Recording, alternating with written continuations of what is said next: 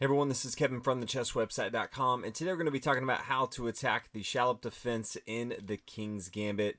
If you've been following me for any amount of time, you probably know that the King's Gambit is my favorite opening in chess, specifically the accepted line.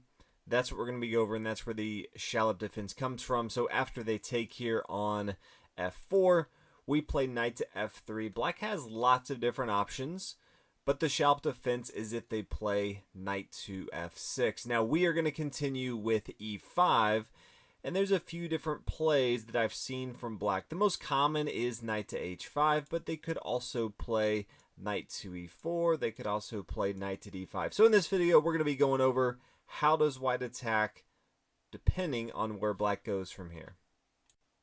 The first variation that we will look at is if the knight comes to h5. Now, a few things to point out here. It's very difficult to remove this knight from h5. It is doing a good job of defending this pawn. Now, we are going to continue with d4. This opens up the center of the board. Both of our bishops can get involved into the game. This bishop is attacking this pawn, which is generally what we're looking to do in the King's Gambit. Get our light square bishop out, castle on the king's side, capture this pawn here on f4 at some point. So the knight on h5 is stopping one of the things that we want to do in the King's Gambit, but it also takes away one of the threats and puts it on the h-file, which isn't doing a ton.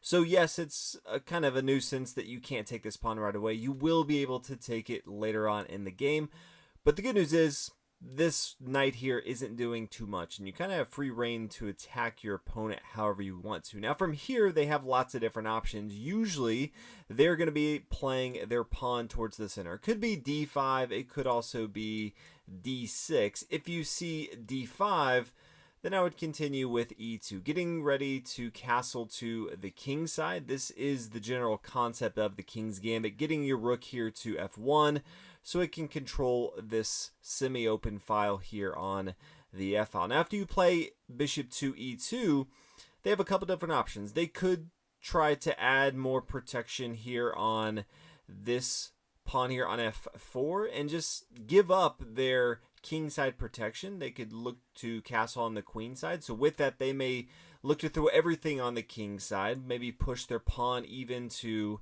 g5. If that's the case, I would go ahead and take with the knight. There's usually going to be a lot of exchanges in this variation. That's going to be completely okay. They take with their queen. We take with our bishop here on h5. They can come down. They can't take our bishop. It's protected by the queen. But after the queen comes down here to g2, the queen's going to come to f3. Again, lots of exchanges on the board, but that's what's going to happen sometimes in the King's Gambit. Now, if they don't bring their pawn to g5, another option would be bring your bishop down to g4. That's one of the reasons that you play d5 is to get your light square bishop out and start attacking your opponent. If this is the case, I'd go ahead and castle on the king side of the board. Get that king side safety. Also get this rook here on f1 to protect this knight on f3. They have a couple options here. They could start to bring their knight involved into the game, knight to c6. They could play pawn to c5, try to attack on the king side of the board. If they play knight to c6, I would just go ahead and play knight to c3 right here. The difference would be, notice that the knight here on c6 is blocking any sort of attack with bishop to b5, or if the queen was here, queen to b5, you can't check your opponent.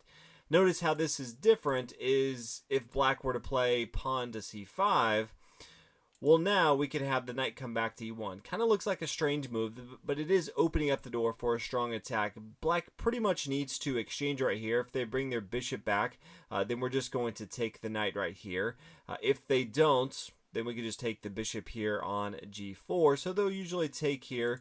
We exchange, and now we're attacking this knight here on h5. So they can't just freely take this pawn because we could just take their knight here on h5.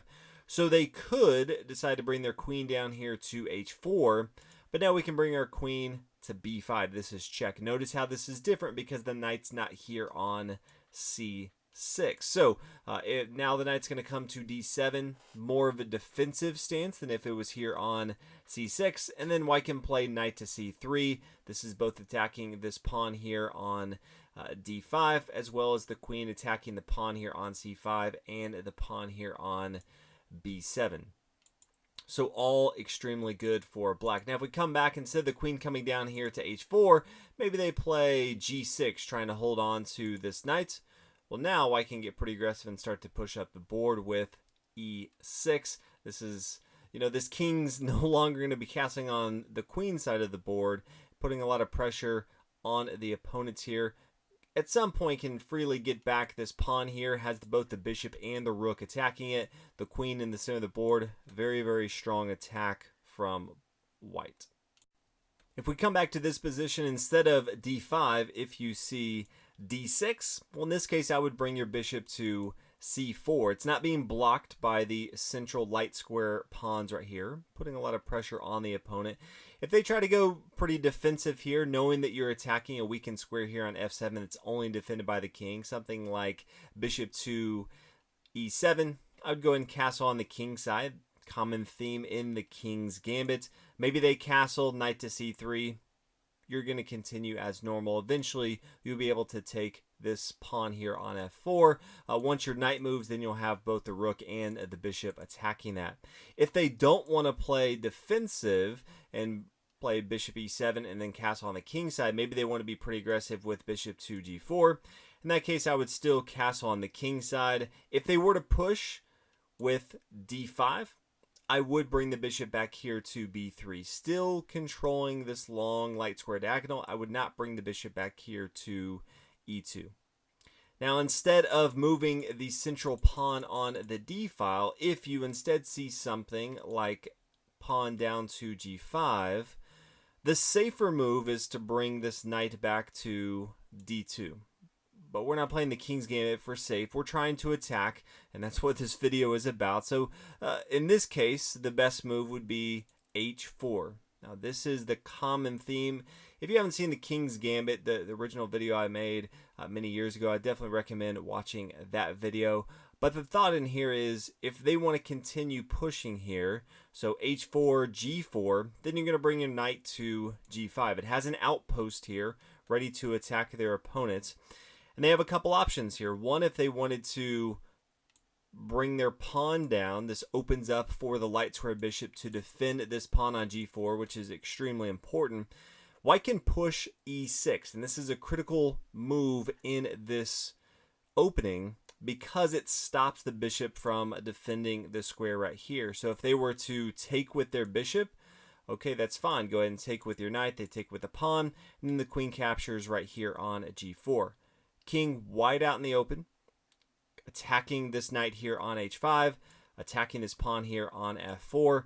Something's got to give for black. If instead they take with their pawn first, okay, well, now don't worry about this pawn, but go ahead and take with your queen right here. Now the knight and the queen are both attacking this pawn. Again, the queen is attacking this knight here on h5, as well as this pawn on f4. Things are going to go extremely well for white in this position. If they instead decide not to bring their pawn down and leave their light square bishop blocked where it is, they could look at this and say, yeah, I'll just go ahead and bring my knight down here to g3. I'm attacking the rook here on h1. But this is a very deadly square that the knight's here on g5, because it can just come up and take here on f7. After the king takes, queen takes here on g4, not defended by the bishop on c8, and things are just all wrong for black. There's no good square for black to go to, and if they look at it and say, yeah, I'll just go ahead and gobble up as much material as I can, maybe knight takes on h1, this is game over. This is a forced checkmate after bishop to c4. Now, there's different iterations of where black can go, but it all ends up in a checkmate. Maybe they play pawn down to d5. You can capture with en passant here. And after a very series of moves, white is going to win this game. So that's what happens if your opponent plays that knight to h5 at the very beginning of the game. There are a couple other variations that you'll see, not extremely common, but I do want to go over some of those in case you do come across them. The first one would be knight to d5. This, yes, is holding on to this material, but it's going to be a little easier to kick this knight off than if it was over here on h5, because you're going to start with c4. And it doesn't matter if they come to b4, it doesn't matter if they come to b6, they're usually going to go to one of those. If for some reason they come to e7, that's an extremely strange move. Not a very centralized active knight, and it's blocking off all of the pieces that you usually want to get involved into the game once you bring your e-pawn out. But let's say they come back to b6. White's going to play pawn d4. Very common theme. What's nice about the King's Gambit is you're doing a lot of the same things. You're playing your pawn up here to d4 so that your dark square bishop can take eventually here on f4. Then you're going to get your light square bishop involved into the game, castle on the king's side at some point. Now if they come down bishop to b4, just play knight to c3, stopping the threat right here. Maybe they castle on the king's side, then their bishop takes on f4. Things are going to be completely fine. If instead of bringing the bishop down, they want to challenge the center of the board, d6 is an option here. Go ahead and take the pawn. Maybe they recapture with their pawn, and then you take with your bishop. That's completely fine. If they play something weird, maybe they want to challenge on the king's side with f6, I would play pawn c5, forcing the knight to move. After the knight comes to d5, probably the option they would go with, then bishop to c4. This opens up to castle on the king's side. It also puts a lot of pressure on this king's side, which has been weakened with the pawn coming here to f6. There's not a lot of great squares for black to go. They could play c6, but this is starting to weaken the king side or the queen side of the board. And white can continue to develop as they want. They could take if they want and then take this pawn here on f4. They could castle on the king side. So white has many different options in this example. Now if the knight doesn't come to d5 at the beginning, if they just say, yeah, I don't even care about protecting this pawn anymore, I'm just going to come down to e4. Pretty rare move, but you could see it. I would ignore this, just a weird move in general, and play d4. Now if they play c6, I would go and just take with my bishop here on f4. Pretend like they're not even doing anything. You have your game plan, you're back the material that you want, and you're prepared to get your light square bishop involved, castle on the king side. You have a pretty strong attack. If instead maybe they play d5, try to have an outpost here with their knight, I would still just take with my bishop here on f4. If they get their other knight involved into the game, now I'd play bishop to d3. Preparing to castle on the king side. You can see the bishop is now attacking this as well. So white's going to have a pretty good game. So that is the Schallop variation in the King's Gambit. I'm going to be going through and making a video on every single variation that you'll see in the King's Gambit. I want to make sure everyone's prepared if you are playing it, because I always recommend players to try out the King's Gambit. See if you like giving up material. King's Gambit, you can generally get that material back, but giving up material to have a very, very strong attack against your opponent. But with that, I recognize people need to understand all the variations you could run into and how to attack that. So hopefully you guys enjoyed this video. Definitely try it out. Let me know what you guys think. If you run into the Schallop defense, it's not the most common variation by any means, but every now and then you'll run into it, and hopefully now you know exactly how to attack it. Thanks again for watching. I'll see you guys in the next video.